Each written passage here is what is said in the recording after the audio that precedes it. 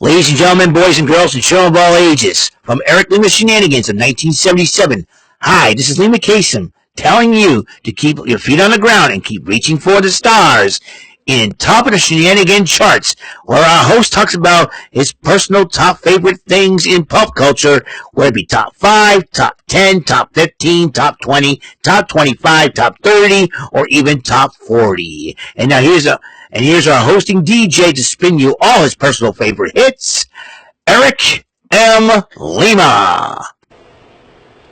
Thank you very much, Mr. Announcer, sir. Well, hello there, everyone. Welcome to yet another episode of Eric Lima Shenanigans, 1977, episode 2499. How's it going, everybody? Hope you guys are just one more episode away. There's one episode left. I'm going to try to make it 2,500 episodes by tonight. By the night is over, it'll be 2,500 episodes and above. It is August the 29th, 2025, 6:47 p.m., and I want to take this time to send my condolences to the Davis family. A friend of mine, I did mention this on the Bullseye episode before we started the Bonus Island edition, Fearless Friday. A childhood friend of mine from my church, from a church that was associated with my church for years. We've been friends before. We became classmates at the Christian school that I attended back in 1988. This is a while back. I just found out he recently passed away 4 days ago. And this is my second classmate that passed away this year. I do, however, want to thank everyone who just reached out to me for that. And I did posted something on Facebook about it. And a lot of people always sent their condolences and prayers and reactions. I want to thank everybody for that. I do appreciate it. And I figured he was one of the coolest guys ever I became friends with, and he was really funny. A great personality. He was one of the funniest people, and he was hilarious. So rest in peace, Caleb E.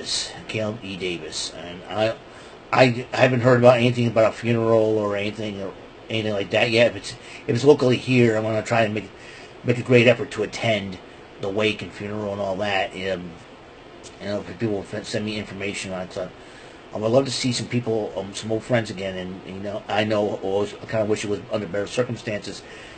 So that's the thing. And just there's a lot of friends that I've known that have been passed away for the past few years, and it's really, really, really heartbreaking.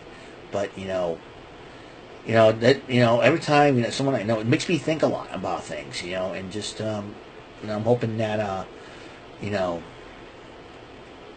hoping things could get better and all that. And sometimes we gotta look inside our hearts and look inside our whole souls and minds and just kind of question ourselves sometimes, but I'll be all right, and God's always with me. He's always got my back no matter what.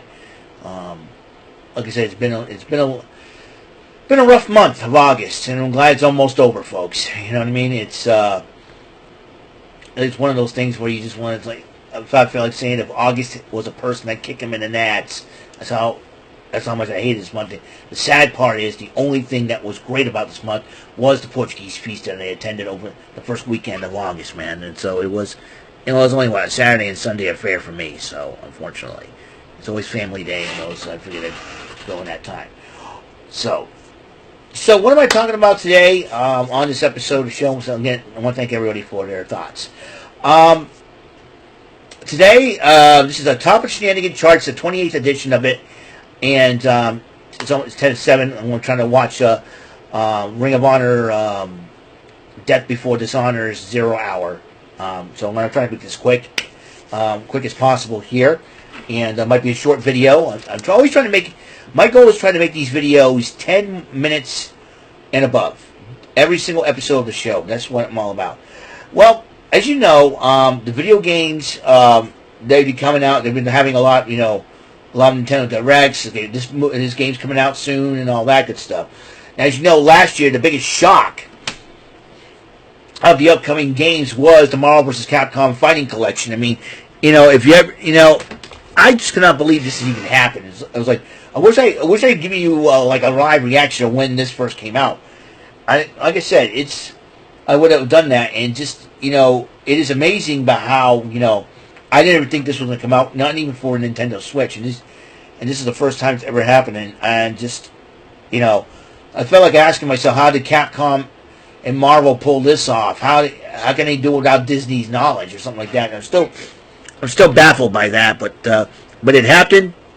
But it happened, and I'm a happy dude.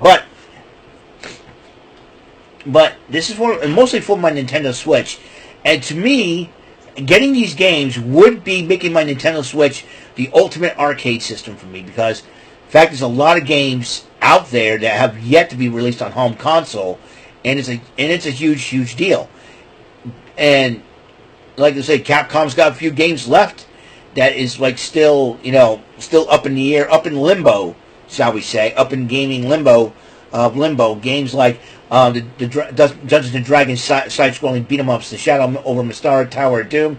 Now you've still got the Ring and Slam Masters 2. You got Cadillacs and Dinosaurs, and I'm sure a lot of people have been seeking that game out to be part of some kind of collection. Now we could put it in home ports, but it's tough to do so. I mean, if Capcom could pull it off with the Marvel vs. Capcom Fighting Collection and the Punisher, who knows? And Capcom finally got Red Earth on home consoles, so Battle Circuit and all them. So I personally believe it can be done. There's a lot of legalities behind everything, a lot of royalties, and a lot of legal red tape that they need to go through and stuff. So I'm hoping Capcom finds some way to pull it off. So what I decided to do, is to write down my top 5 favorite games top 5 favorite games I am looking forward to. All right, looking forward to, that means it'll be coming out games that I like.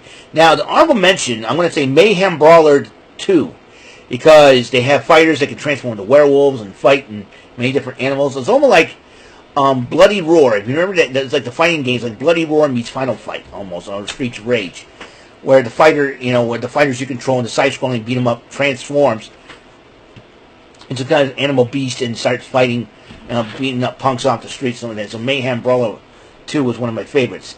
So here we go, in no particular order. Scott Pilgrim EX. I got Scott Pilgrim versus the World, side-scrolling beat 'em up. I thought it was a very unique game. Scott Pilgrim EX extends that with Scott Pilgrim joined by his girlfriend Ramona and all the other fighters, his friends and allies. That's the cool part about it. So Scott Pilgrim EX, one of my favorite. So 4 out of the 5 games I'm looking forward to are beat 'em ups, side-scrolling beat 'em ups. All right, now, but number 4 on this list is not exactly a side-scrolling beat 'em up, but a collection, Mortal Kombat Legacy Collection.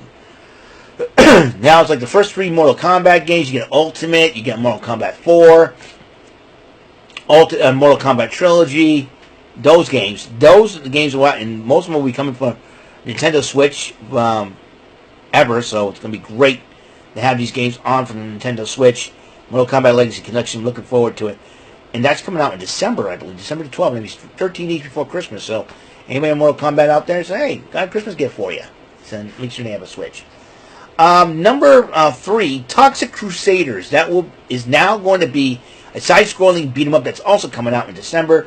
Boy, all these games are coming out in December. That's pretty insane. The side-scrolling beat-em-up, you can use Toxie, you can use a lot of fighters that will be joining forces with them to defend. So I think, and I look at the graphics, it's colorful and all that. Number 2, Marvel Cosmic Invasion. They're trying to get back to like the X-Men side-scrolling beat-em-up they had, but they made it more. They made it more Capcom-ish, so to speak, as far as the graphics are concerned. But it's good. It's good. They have a lot of fighters you can choose in the game, and so superheroes I've never heard of, but some of them are superheroes I've never heard of. But it's cool. I'll try everyone out. Marvel Cosmic Invasion. But my number one top, besides the Mortal Kombat Legacy Collection, my number one favorite game that I'm looking forward to, He-Man and Masters of the Universe, Dragon Pearl of Destruction. We never thought we'd see a He-Man, I know a lot of people have the open BOR, He-Man, side-scrolling beat-em-ups, but this is the first time that this is going to actually happen in retro form. It's like a cross between Golden Axe and Final Fight. And, they had a golden. A lot of people compare it to Golden Axe because you could call on Granmere and Orko and have many different magics and all that. So that's why I think about it. That's why I like about it. It's so super cool. So I thought it was totally awesome. So those are my top 5 favorite games that I'm looking forward to, and I believe that the Dragon Pearl of Destruction is coming out either later this year or I think next year, early next year. That's what I'm looking forward to. It's going to be for both the Nintendo Switch 2 and the Switch. I'm looking forward to that because I always wanted to have a He-Man beat-em-up game, and this is a huge opportunity. Limited run. Shout out to those guys. They know what they're doing. So I'm kind of looking forward to that. Well, guys, all the time that we have on this episode, 2,499 of Eric Lima Shenanigans, 1977. Episode 28 on top of the Shenanigan charts. Top 5 favorite video games I'm looking forward to. So I will see you guys later. Next up, it'll be the 2,500th episode of Eric Lima Shenanigans. Now, I watched SmackDown earlier on the computer because they aired it earlier, and but it'll be on the USA Network in about an hour. But I will not do the episode until after 10 o'clock. Or after I'm done with Death Before Dishonor. So I'm going to do that. Thank you for tuning in. And until the next episode comes rolling around, Mr. Announcer, take us home. That is all for today's episode of the show. This is Mr. Announcer speaking for Eric Lima Shenanigans of 1977. A Big Beefy E and do it for Bob Saget production. And in association with a Raving Bull for 3000 Telepictures and Distribution.